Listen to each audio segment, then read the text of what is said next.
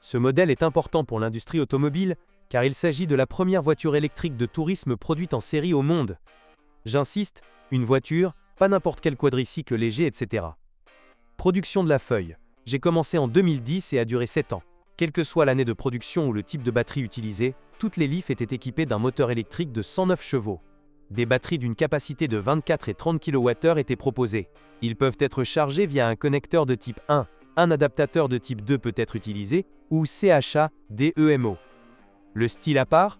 Pas mal, parfois même mieux. J'ai apprécié non seulement le silence et le fonctionnement sans stress de la voiture, mais aussi une très bonne maniabilité, grâce au centre de gravité bas. Bien sûr, ce qu'on appelle pneus à économie d'énergie, mais dans le cas d'une voiture comme la Nissan Leaf i, chaque kilomètre d'autonomie supplémentaire valait son pesant d'or. Aujourd'hui, tout irait parfaitement bien, s'il n'y avait pas un gros problème. Ce problème réside dans la faible durabilité des batteries, qui se traduit par une autonomie embarrassante avec une seule charge. L'un des problèmes de Leaf est que le fabricant n'a pas fourni de système pour assurer la température appropriée des cellules, ce qui a grandement accéléré leur dégradation. Il n'est pas rare que les voitures ne puissent pas parcourir 60 km avec une seule charge. Il convient d'ajouter que les voitures équipées de batteries de 24 kWh, même neuves, ne permettaient pas de longs trajets. Leur autonomie réelle était inférieure à 120 km, alors que le constructeur en avait promis 175. Cela arrive. Il a été introduit dans l'offre en 2013, mais même après cette date, toutes les unités n'en étaient pas équipées. Cela vaut la peine de rechercher des voitures dotées de cette fonctionnalité, car avec le chauffage allumé, elles peuvent parcourir une plus longue distance avec une seule charge. Oui, cela peut être fait, et assez facilement. Jetez simplement un œil au panneau d'indicateur. L'indicateur le plus à droite indique la capacité utilisable restante de la batterie. Cet indicateur a 12 positions. Si toutes sont allumées, la voiture dispose probablement d'une batterie de traction neuve ou régénérée. 8 à 10 diodes signifie toujours que l'état de la batterie est correct, mais avec moins de diodes, vous devez bien réfléchir à l'achat. Par exemple, dans cette publicité, le vendeur écrit qu'avec 5 lignes sur 12, l'autonomie en conduite calme est de 60 à 80 km. Donc, avec un véhicule normal, ce serait probablement plus proche de 40 à 60 km.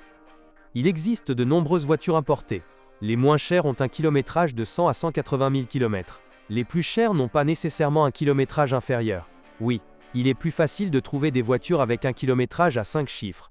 Mais même parmi les Leaf les plus chères, il existe des voitures avec un kilométrage de 120 à 150 000 km. Parmi les modèles plus chers, il est tout simplement plus facile d'en trouver avec des batteries qui conviennent encore à quelque chose. Mais cela ne signifie pas que de tels cas ne se produisent pas parmi les Leafs moins chers. Si la batterie est dans un état acceptable et que l'autonomie d'environ 100 km vous suffit, vous pouvez envisager de l'acheter, d'autant plus qu'il est difficile de trouver une alternative. Complètement inutile, plus petite et désespérément maniable, les Mitsubishi e-MiEV ou Fiat 500e importés des États-Unis sont proposés à des prix similaires. Ici, tant en termes de maniabilité que d'espace, ce sera mieux que dans la Mitsubishi, avec style, mieux que chez Nissan, mais par exemple l'autonomie peut être différente. Les batteries de Fiat ont également 24 kWh. Alors, oui, si vous souhaitez acheter une voiture électrique, cela pourrait vous intéresser, mais gardez à l'esprit l'état de la batterie.